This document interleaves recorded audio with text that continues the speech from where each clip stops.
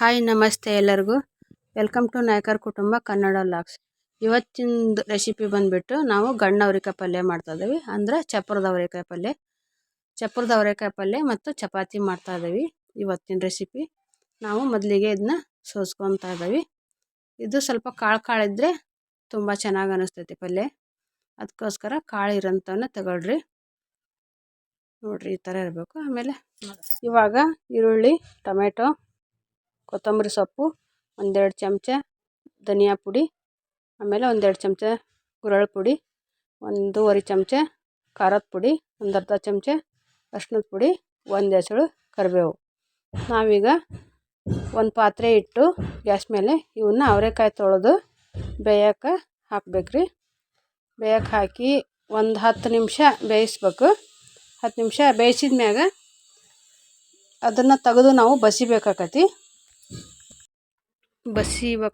ಯಾಕಂತಂದ್ರೆ ಅದು ಸೊಗಡು ಇರ್ತೈತಿ. ಹಂಗೆ ನಾವು ಪಲ್ಯ ಮಾಡಿದ್ವಿ ಅಂದ್ರೆ ತಿನ್ನೋಕ್ಕಾಗಲ್ಲ. ಅದನ್ನು ಒಂಥರ ಸ್ಮೆಲ್ ಇರ್ತೈತಿ. ಅದಕ್ಕೋಸ್ಕರ ಈ ಥರ ಕುದಿಬೇಕು. ಒಂದು 10 ನಿಮಿಷ ಕುದ್ದ ಮೇಲೆ ಇವು ಕಾಳೆಲ್ಲ ಸ್ವಲ್ಪ ಬೆಂದಿರ್ತಾವೆ. ಇದನ್ನ ಗ್ಯಾಸ್ ಆಫ್ ಮಾಡಿ ನಾನು ಅದು ನೀರೆಲ್ಲ ಚೆಲ್ಲಿ ನೋಡಿರಿ, ಈ ಥರ ಬಸ್ತಿಟ್ಕೊಂಡಿರೋದು ಇದು. ಈಗ ಇನ್ನೊಂದು ಪಾತ್ರೆ ಇಟ್ಟು ಅದಕ್ಕೆ ಎಣ್ಣೆ ಹಾಕಿ ನಾನು ಒಗ್ಗರಣೆ ಹಾಕ್ತಾ ಇದ್ದೀನಿ. ಸಾಸಿವೆ ಜೀರಿಗೆ ಹಾಕಿ ಅದು ಸ್ವಲ್ಪ ಚಟಪಟ ಅಂದಮೇಲೆ ಒಂದು ದೊಡ್ಡದು ಈರುಳ್ಳಿ ಕಟ್ ಮಾಡಿ ಇಟ್ಕೊಂಡಿದ್ದೀನಿ. ಅದನ್ನು ಇದಕ್ಕೆ ಹಾಕಿ ಒಂದು 2 ನಿಮಿಷ ಫ್ರೈ ಮಾಡಬೇಕು. ಕರಿಬೇವನ್ನ ಅದ್ರ ಜೊತೆಗೆ ಹಾಕಿ ಫ್ರೈ ಮಾಡಿರಿ. ಇದು ಫ್ರೈ ಆಗ್ತಾ ಇದ್ದಂಗೆ ನಾವು ಇನ್ನೊಂದು ಟೊಮೆಟೊ ಹಾಕಬೇಕು. ಒಂದು ದೊಡ್ಡದು ಟೊಮೆಟೊ ಹಾಕಿರಿ.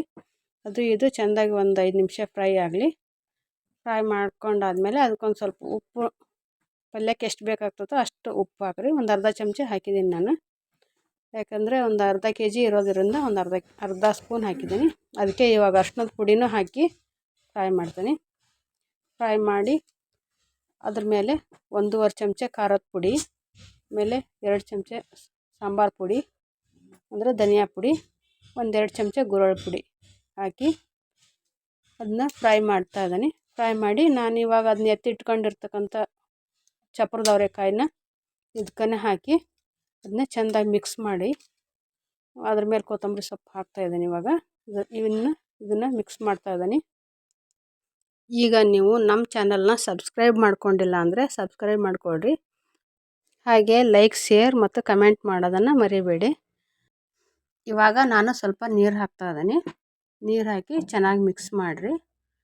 ಈ ಥರ ಮಿಕ್ಸ್ ಎಲ್ಲ ಮಾಡಿರಿ. ಜಾಸ್ತಿ ನೀರು ಹಾಕಬೇಡ್ರಿ. ಇದಕ್ಕೆ ಸ್ವಲ್ಪ ಗಟ್ಟಿಯಾಗಿದ್ದರೆ ಚೆನ್ನಾಗಿರ್ತೈತಿ. ಇದು ರೊಟ್ಟಿ ಅಥವಾ ಚಪಾತಿ ಜೊತೆಗೆ ತಿಂದರೆ ತುಂಬ ಚೆನ್ನಾಗಿರ್ತೈತಿ.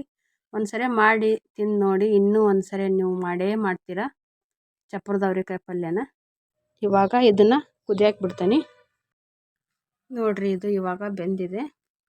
ಇದನ್ನು ಇನ್ನೊಂದು ಸರಿ ಕೈ ಆಡಿಸಿ ನೀವು ಬೆಂದೈತಿಲ್ಲ ಅಂತ ಹೆಚ್ಚಿಗೆ ಬಿಟ್ಟು ನೋಡಿರಿ ಕಾಳನ್ನು. ಇದಾಗಿದೆ. ಇವಾಗ ಇದನ್ನು ಬಾಯಿ ಮುಚ್ತೀನಿ. ಇಷ್ಟ ಆದರೆ ಗಣ್ಣ ಅವರೆಕಾಯಿ ಅಥವಾ ಚಪ್ಪರದ ಅವರೆಕಾಯಿ ಪಲ್ಯ ರೆಡಿ.